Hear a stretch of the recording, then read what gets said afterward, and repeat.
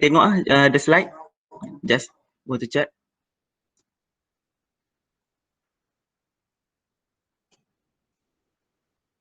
Boleh. Boleh ya? Alright, so we continue. So basically untuk webinar Microsoft Excel ni kita akan bahagikan kepada subtopics lah untuk kita lebih, orang kata lebih jelas. Jadi untuk sesi pertama ni kita start dengan basic dulu. So saya akan bagi sedikit untuk pengenalan, introduction about myself. Because this is my first time untuk bagi orang kata sharing session lah. I'm not professional lagi.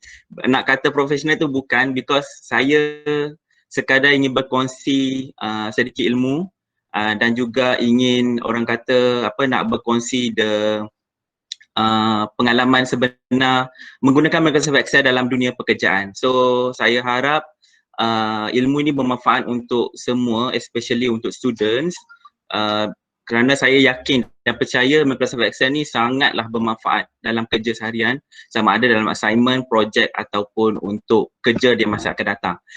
Kemudian saya akan bincangkan kenapa Microsoft Excel ni penting dalam career perspektif, dalam dunia pekerjaan, dan seterusnya saya akan proceed dengan fundamental of Excel. Maksudnya sebelum kita start untuk gunakan Microsoft Excel, apa yang definisi asas yang kita perlu tahu sebelum kita nak start lah orang kata.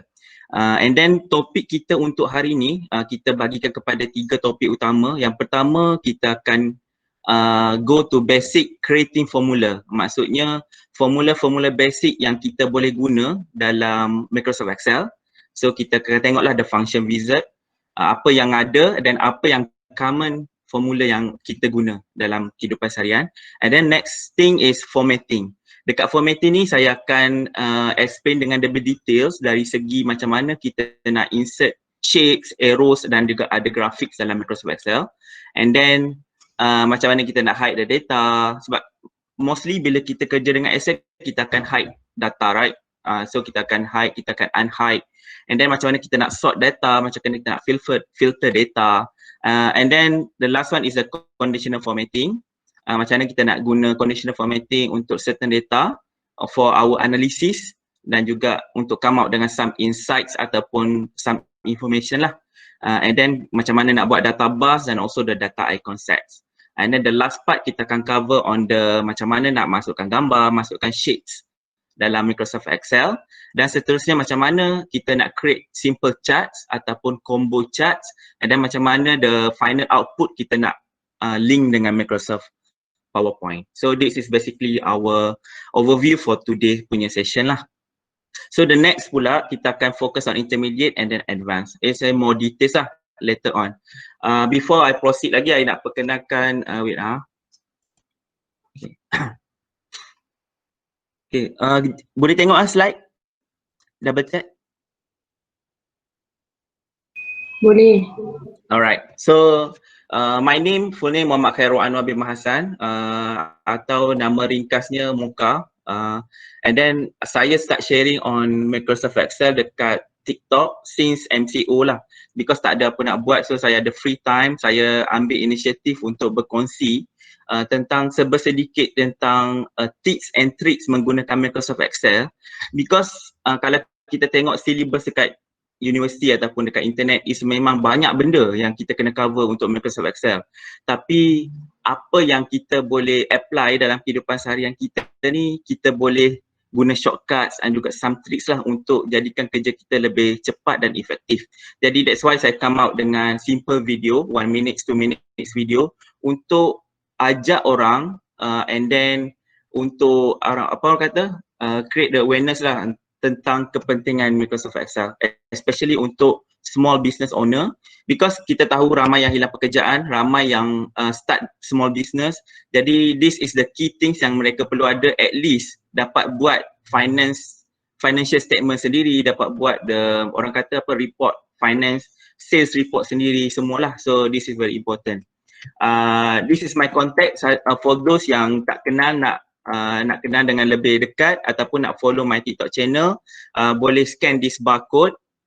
Saya juga create one group dekat Telegram untuk share all the links related to the Microsoft Excel punya topics lah. So whatever yang I posted on TikTok, I also posted in my Telegram channel. So at least siapa-siapa yang join that group boleh access to all topics yang I pernah share dekat TikTok. So macam kita punya directory lah, nak tengok episod mana, nak tengok topik apa, so it's a easy directory. Okay, this is my educational background. Saya start pendidikan awal dari MRSM. So saya juga anak MARA. Jadi kalau UiTM tu memang dekat juga dekat hati saya because it's under one same organisation under MARA. Saya dari MRSM Jeli, Kelantan. And then after SPM saya juga dapat offer dari UiTM actually dalam actuarial science. Tapi alhamdulillah rezeki saya dapat scholarship dari MARA. And then saya telah melanjutkan pelajaran dalam kejuruteraan kimia di Universiti Teknologi Petronas Perak selama 5 tahun. So basically daripada pelajar asasi sains yang ambil fizik, kimia, bio, saya move to engineering because my interest to the macam apa subjek-subjek yang mengira, mathematics ataupun calculation lah. And then after I graduated, even though I take the engineering, chemical engineering, but I jump kepada industri yang agak berbeza daripada kelulusan saya. Walaupun saya mendapat orang kata ijazah dalam kejuruteraan kimia, bukan penghalang lah untuk saya bekerja dalam industri perbankan. So saya telah sertai Financial Sector Talent Enrichment Program FSTEP yang dikelolakan oleh Institut Bank-Bank Negara Malaysia.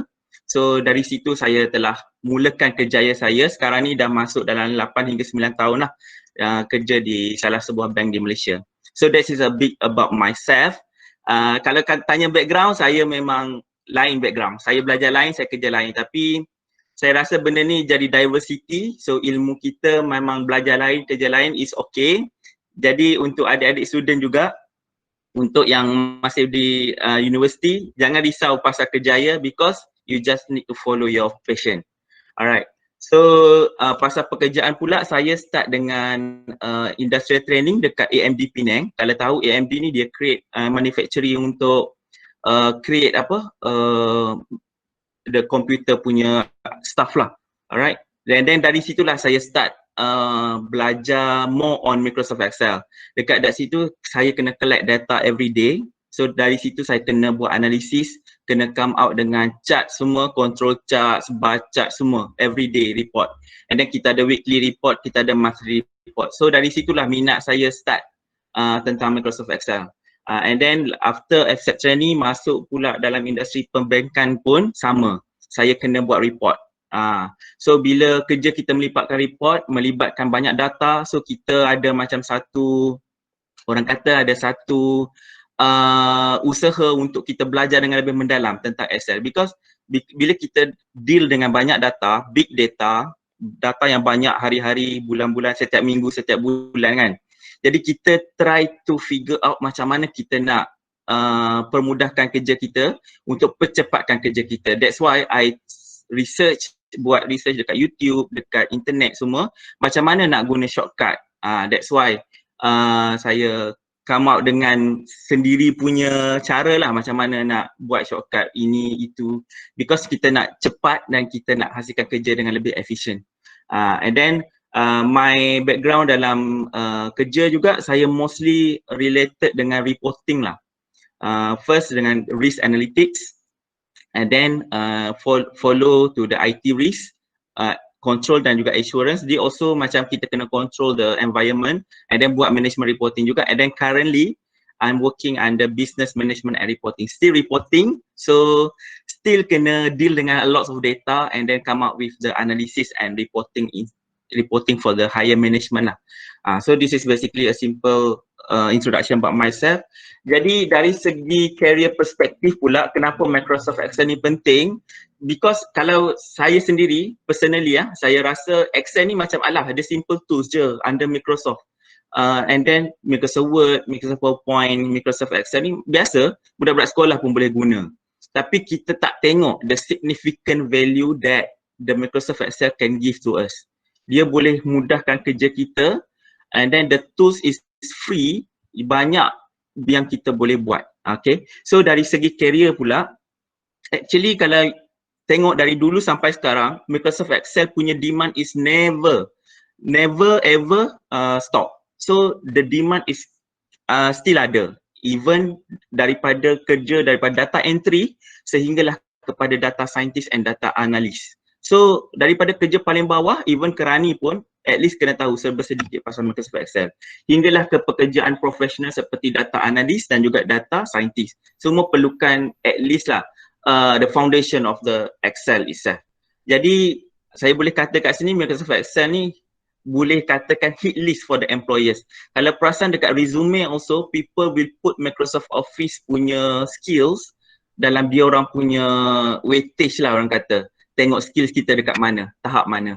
Okay. So bila kita think about data analytics, kita kena think globally. Alright, because data is everywhere. So boleh saya percaya data ni is a huge demand lah for now. Because everything online, everything kita macam more on big data sekarang. So I think Microsoft Excel skills is essential and is a must lah, especially for students and youngsters. Jadi saya ambil peluang ni untuk encourage students start belajar sedikit and then lebih mendalam tentang Excel lah. Maybe boleh guna dalam apa orang kata pembelajaran seharian ataupun start exploring Excel more deeper lah orang kata. And then second one, more numbers of job opportunities. Yes, dia tawarkan pelbagai peluang pekerjaan. So kepada students yang macam hampir tamatkan pelajaran dan try to orang kata nak cari pekerjaan kan, cuba cari job description yang related to kita punya minat. Okay, because bila kita apply pekerjaan, first yang kita kena tengok adalah job description. Apa yang requirement daripada company ataupun orang kata employer kita. So kalau kita minat analytics, kita minat analysis, kita minat data, kita minat number, so kita can go for this. Because mostly yang melibatkan Excel ni dia akan melibatkan matrix and analytics. And then antara peluang pekerjaan yang ada mungkin dari segi analytics associate, big data engineer, big data solution architect and also the big data analytics architect. So this is basically yang pekerjaan yang related. And then saya rasa dia juga adalah bila kita tahu basic on Microsoft Excel, kita ada macam orang kata shortcut untuk kita start another cabang lah. Because big data ni dia banyak cabang. Jadi this is a kickstart to our career in analytics lah.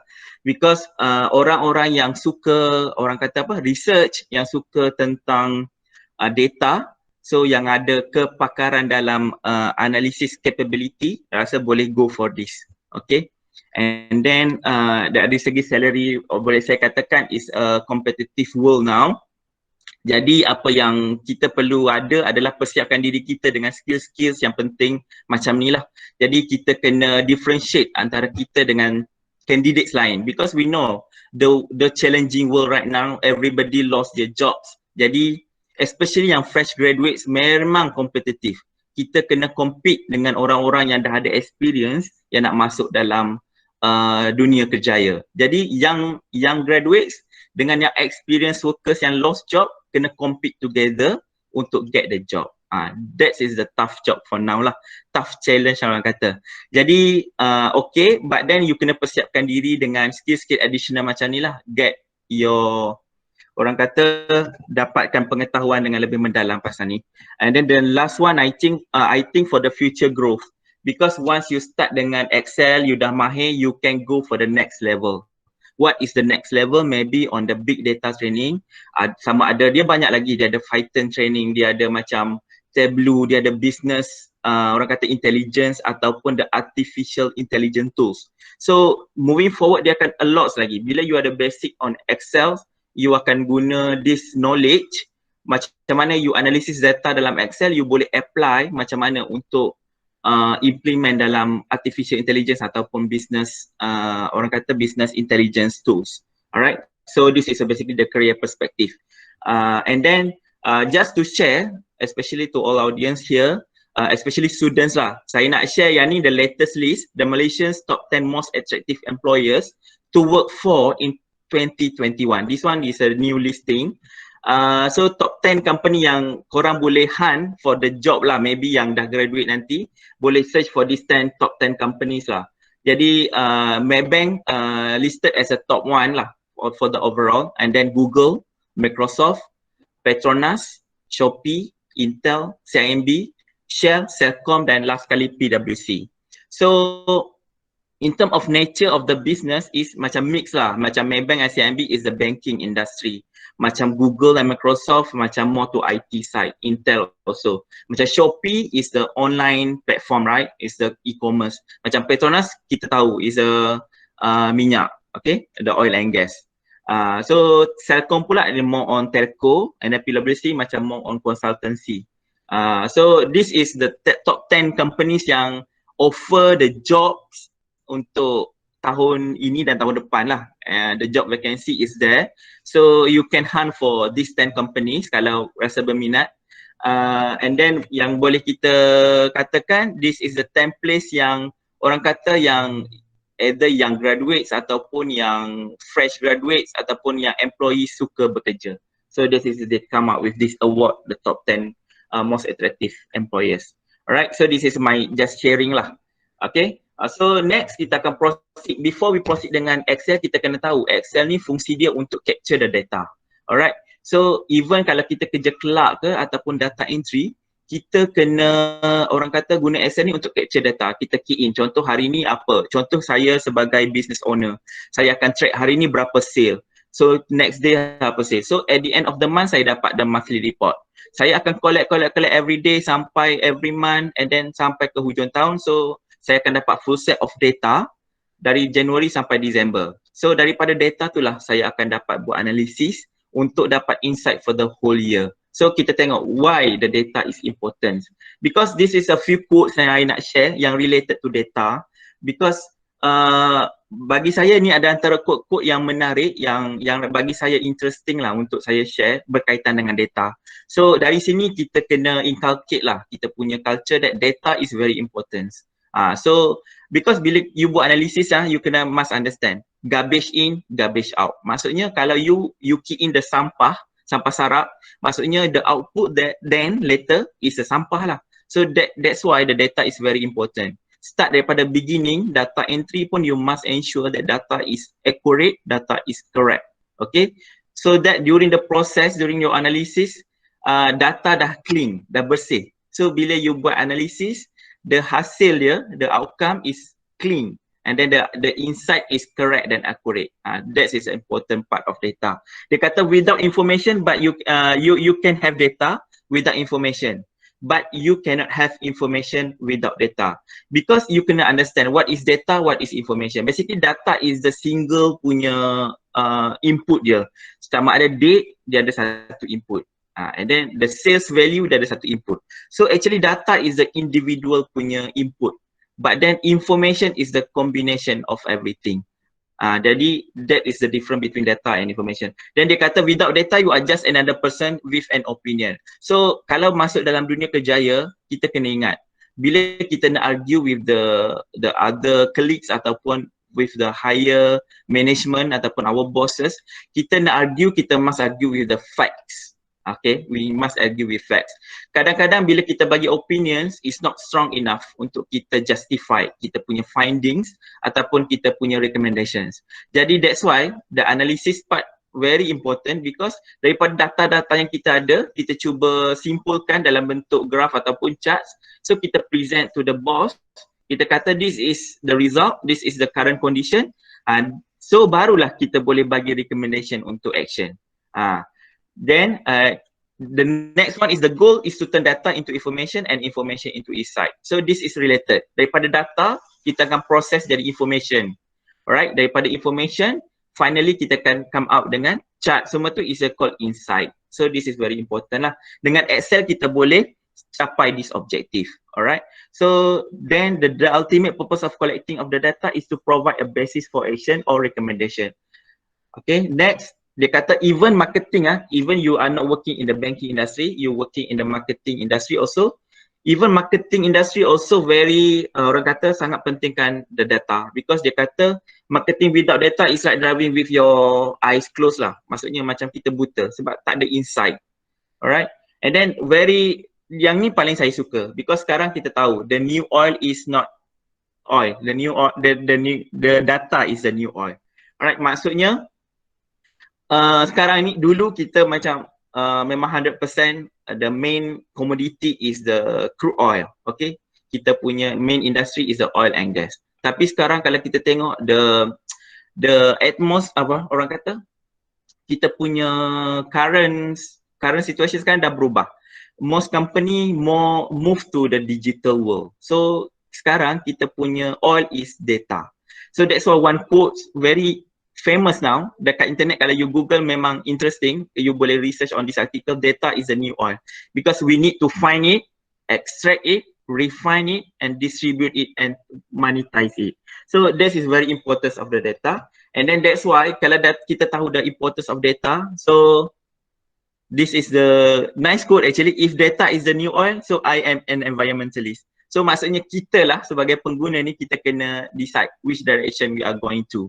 So bagi saya, siapa yang suka data boleh start serious dalam this industry and then start seeking for knowledge dengan additional information regarding this, because kalau use research pun memang data scientist, data analyst is the top apa orang kata job now, for now lah. Okay, so this is the comparison between data scientist and data analyst. Actually in term of background dia berbeza sikit lah. Data scientist ni more on data operations, but then analyst ni more on transforming and generating the data. Alright, so you can read this. I will share the slides with the committee later on. Maybe you can read this lah. So this is the differentiation between data scientist dengan data analyst lah. Perbezaan dia. This is very, orang kata very hot job lah sekarang. Jadi saya share ni sebab saya dalam industri, so saya tahu the kepentingan kenapa kita perlu ada knowledge dalam data ataupun dalam data analytics ni. So this is the reason lah. And then saya just nak share kat sini kenapa pentingnya analisis. Alright, so what is the key things yang kita perlu ada sebelum kita start dengan, even dengan Excel pun, this is macam behavior yang kita should have dan apa yang kita should equip ourselves, macam apa kita perlu persiapkan diri kita. Jadi ni yang kita perlu tahu, data analyst skills yang perlu ada. Tengok dekat sini kita dapat tengok data cleaning, okay, yang macam saya cakap data everywhere, so but then data cleaning very important. So data visualization is macam mana kita analyze the data, and then kalau tengok kat sini the strong Microsoft Excel skills ni, dia adalah satu keperluan untuk menjadi data analyst skills. That's why saya macam kat sini saya ambil peluang untuk share kenapa pentingnya Microsoft Excel, because saya nak highlight benda ni. Okay, kita bukan sekadar belajar untuk kita lulus exam, especially students lah. Bukan sekadar lulus exam, bukan sekadar untuk cukupkan credit hours, tapi kita belajar ni untuk kita punya future. So saya rasa benda ni very important, because in the real world, in the career punya real punya kejaya punya bidang nanti, this knowledge yang memang penting lah, you akan guna every day. Okay, so strong Microsoft Excel skills, and then linear algebra and calculus. Mungkin student mathematics also can go in dalam this field. Okay, kalau you dalam kelulusan sains komputer ataupun mathematics, also this is one of the job yang you patut cubalah, orang kata. And then kalau nak more advanced, dia akan ada machine learning, SQL, Python, R ni more on coding lah. MATLAB ni more on engineering punya side lah. And then I think communication lah. Communication also penting. Selain daripada data analytics, kita juga perlu kita polish kita punya communication skill dan juga critical thinking. Because to be an analyst, kita kena ada critical thinking punya, orang kata apa? Orang kata kita punya critical thinking punya, orang kata apa? Critical thinking punya behavior lah, kita punya kekuatan. So and then saya nak share lagi satu tentang hard skill dengan soft skills. These two skills kita kena ada kalau kita kerja kita in the data analyst ataupun data scientist. Okay, selain daripada subject matter expertise, macam kita tengah belajar sekarang Excel. So once kita start belajar basic, kita go for intermediate. After intermediate, kita go for advanced. So don't stop. Bila you dah start, I suggest that don't stop. Just go for it. Okay, belajar sampai kita betul-betul mahir. Even a simple thing kita belajar sampai kita pro. Okay, so because bila kita pro, kita akan jadi subject matter expert. Alright, that's very important. And then math and statistic knowledge, I think this is a very true lah, because I think yang organizer dan juga committee also I think from the statistics and maths punya faculty, right? So this is very important knowledge, alright, in this field as a data analyst and also the data scientist. Math and statistic knowledge is very important. For me also, daripada engineering background, this is my core subject actually. I belajar calculus, I belajar statistics, I belajar maths. So I ada core knowledge dekat situ. So that's why bila I jump to this industry, kena buat kerja-kerja macam ni, I tak ada masalah. Even I graduate dalam chemical engineering, I ada basic knowledge, especially dalam mathematics and statistics. So I can apply my knowledge dalam my current work lah. So dalam daily job, alright. So next, kita kena ada data and technical skill. Ni penting. That's why kita kena ada critical thinking, because kita kena analyze the data in term of technical wise lah. And then dalam soft skill pun, kita kena ada problem solving. So maksudnya, actually saya nak cerita sikit kalau real career world. So biasanya, bos akan bagi data, Pak, okay, this is data, can you analyze for me or not? Dia akan bagi data je, and then it's up to us macam mana kita nak apa orang kata, kita nak present the data. Dia just nak satu output je, satu slide je. Tapi data dia bagi banyak. So that is how the problem solving skill memang penting dekat sini. Macam mana daripada beribu data, kita nak summarize jadi satu single slide. Okay, satu slide je orang boleh faham everything. And then kita kena pandai storytelling lah. So bila kita come up dengan one chart ataupun one graph, kita kena tahu what is the behind the scenes, the data, apa yang kita dah tengok dan faham tentang data tu. So kita kena ada macam communication skills, storytelling, and then kita kena collaborate, because we know the data is not come from us. Kita just analyze the data. Kemungkinan the data is come from data entry punya orang ataupun department lain punya data. Jadi kita perlu collaborate dengan department lain ataupun the person in charge. So this is very crucial part also, collaboration, macam mana kita nak deal.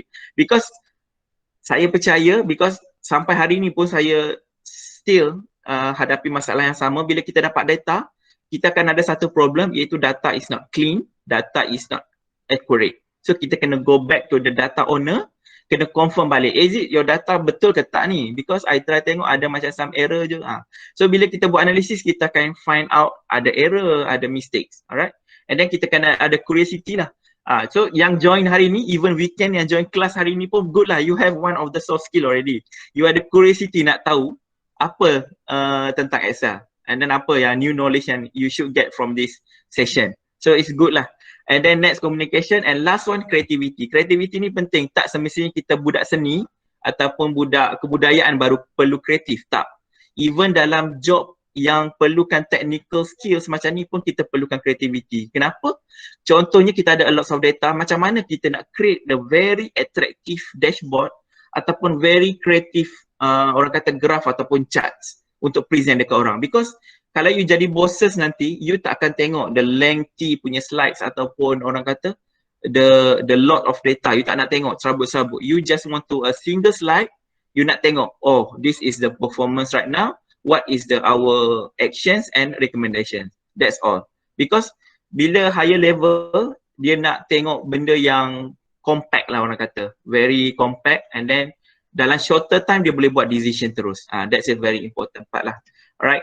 And then this is the comparison between data and information. So data we can capture in the Excel. Okay, data kita boleh dapatkan daripada individual cell lah orang kata. Tarikh, harga contohnya, jumlah jualan, unit, berapa unit, itu data. Okay. So data sama ada dia dari segi orang kata apa, numerical ataupun alphabet. Sama ada hari, nama ke, alphabet tu macam nama semua tu kan. Quantitative or qualitative. This one maybe we go details during the next session lah. about what is the data and then the definition of the data lah, sama ada qualitative data ataupun quantitative data. Alright, kita akan go further untuk next session lah maybe. So this is a basically introduction about data and information. Tapi untuk dapatkan information, you kena go one process, which is the analysis. Kalau you tak buat analysis, you cannot get the information because the data is scattered. You kena link the data between the column dengan cell, the column dengan row nanti, you kena link and then dapatkan information, and then daripada analisis kita kena buat table, kita kena buat graph. So dari situlah baru kita akan dapat the final input, we call it as information. Okay, information is actually output lah. Macam kita masak jugalah, data is macam bahan-bahan mentah. Macam you nak masak tom yum, perlukan ayam, perlukan sayur, perlukan paste tom yum. Tapi data is the raw materials. Okay, tapi bila dah masak tom yum is the information. So the insight, maksudnya the macam mana presentation it looks like, sama ada tom yum putih ataupun tom yum merah, it's how you interpret it ataupun macam mana you present it lah. So this is the information, the output.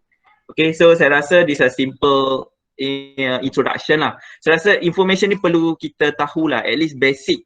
Kenapa benda ni, sebelum kita start belajar sesuatu kita kena tahu kenapa benda ni penting. Because after kita tahu benda ni penting, baru kita akan rasa macam, oh aku kena belajar benda ni. So kita tahu the importance of the things lah. Alright. So the data processing pipeline ni basically kita kena banyak bertanya lah, apa data perlu lagi. Contoh, even kalau you nak collect data pun, you kena buat template dulu. So bila nak buat template, the first question kita tanya, apa lagi kita nak collect data? Okay, contoh saya ada sales report. Saya kena perlu tahu tarikh jualan. So, tarikh hari ni, tarikh esok. Lepas tu saya kena tahu orang yang menjual, siapa yang person in charge yang jual. And then saya perlu tahu apa yang dia jual, barang yang dia jual, items apa. And then kena tahu berapa unit yang dia jual. Itu quantity. And then last kali saya kena tahu price per unit berapa and then the total sales berapa. So bila saya ada all this information, saya akan dapat complete set of sales data. Kalau saya capture nama penjual dengan bilangan unit yang dia jual sahaja, tanpa barang yang dia jual, tak lengkap. Bila you nak buat analisis, you tak boleh match. Dia jual 10 tapi apa benda yang dia jual? Tak ada data. So that's why the first step kita nak capture the data, kita kena dah asking a question already.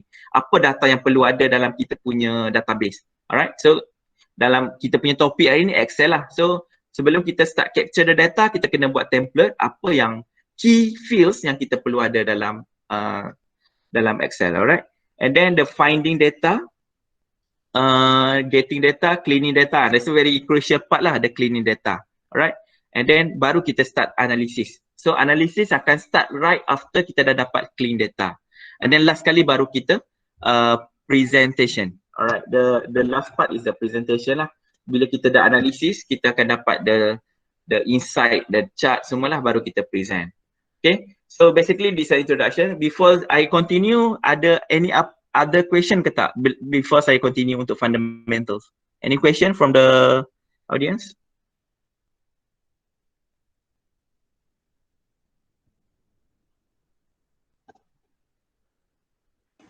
Tak ada Kak. Okay, clear? Okay. So, proceed. So, I akan sambung dengan fundamental of Excel. So, wait, I check time dulu. Okay, sekarang 9:20. Alright.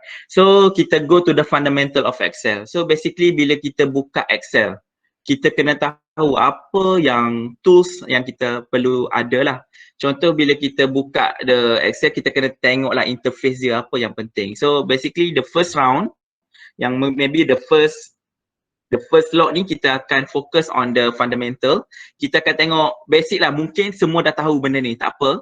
It's a just refresher lah, okay. You just refresh your current knowledge, okay. Cuma apa yang saya harapkan daripada sesi hari ni, saya harapkan apa yang you baru tahu hari ni, you terus praktik, okay. Right after this webinar, apa yang contohnya, certain things yang I akan explain lepas ni, you baru tahu, so terus apply in your daily life and you try buat exercise lah. I think it should try and then should practice lah, baru kita akan ingat and then kita akan guna. Okay, and then kita akan buat opening Excel, macam mana nak ni, these basic things, okay. Kalau you tengok ni macam mana kita nak get started with Excel, and then kita akan go on orientation to the workspace. Kita akan cari perbezaan definition. Okay, nanti bila kita berada dalam satu komuniti komuniti yang kerja dengan Excel, kita kena tahu ataupun kita kena mahir dengan terms-terms yang diorang akan guna. Okay, workbook, worksheet, alright, and then workspace. So kita kena tahu apa definition ni, okay. Even kita tengok dia simple things je, okay, it's simple, alah, I boleh Google je benda ni, tak apa. Tapi the real things kita kena faham, kita kena orang kata apa, bila orang cakap kita terus faham. So this is very important lah. And then kita macam mana nak renaming Excel sheet semua. Then next, understanding terminology. This one pun penting. Contoh bila kita buka Excel, kita macam nak cari certain function, kita tak jumpa. Okay, kita tak jumpa. This memang saya sendiri still ada masalah yang sama. So bila tak jumpa, kita dah gelabah dah. Macam mana function ni nak cari dekat mana? Rupanya dia tersembunyi dekat sini. Rupanya dia ada dekat sebelah sana. So benda-benda ni it's happen. Okay, even me yang everyday menghadap Excel, hari-hari saya ada ilmu baru. Hari-hari saya akan dapat macam, oh, benda ni kat sini rupanya. So it's okay, because kita kena ingat kita ni lifelong learning lah orang kata. Macam hari-hari kita belajar benda yang baru. Okay, so tak payah risau. Tak payah risau pasal tu. So kita just belajar and keep learning lah orang kata. And then last one, kita akan understanding the tools in the status bar. Apa yang ada dekat status bar. Okay, saya rasa saya akan proceed dengan Microsoft Excel punya shortcuts dulu. Sebelum kita go to the Microsoft Excel files, saya nak just highlight on the shortcuts. Okay, so basically bila kita kerja dengan laptop ataupun desktop, kita akan guna mouse. Okay, bila kita guna mouse, kita punya movement ataupun kita punya orang kata perbuatan kita lebih banyak lah berbanding dengan shortcut key. Okay, shortcut key ni kita guna keyboard. Okay, dia ada dua. Sama ada kita nak guna mouse, right click, okay, right click, dan pilih menu, kita klik, right click lagi, dan klik. Dia banyak step. Okay, tapi dalam Excel ni, one of the orang kata saya suka benda ni because dia interesting tau. Bila kita guna keyboard ni, dia lagi cepat. Contoh, kalau you nak copy the simple step is copy. Kalau you nak copy, kalau you guna mouse, you kena right click dekat the items yang you nak copy, right click, and then you kena pergi copy. So dua step dah kat situ. Tapi bila you guna keyboard, you just click dekat cell yang you nak copy, you just tekan Ctrl C terus dapat. And then nak paste, Ctrl V, paste. Tapi bila kena mouse, kena 4 step. Right click, copy, and then right click, paste. So this is the difference lah. Even the small difference, dia akan impact kita punya performance dengan kita punya efficiency. Bila kita kerja, kita perlu speed. Okay, because in company dia call it macam time is money. So every seconds yang running out is money actually for the company. Jadi that's why kita kena equip ourselves, even kita tahu the step is copy paste macam tu, tapi at least for macam kita sebagai pekerja, kita kena strive for excellence lah orang kata. Kita kena sentiasa look for improvement ataupun look for the orang kata the shortcut untuk kita dapatkan result yang lagi cepat dan lagi efficient. So maybe you can screenshot this one ataupun you can Google pun ada, dekat Google also ada the list of shortcut yang usually people use lah. Okay, a lot of shortcut we can use lah. Alright.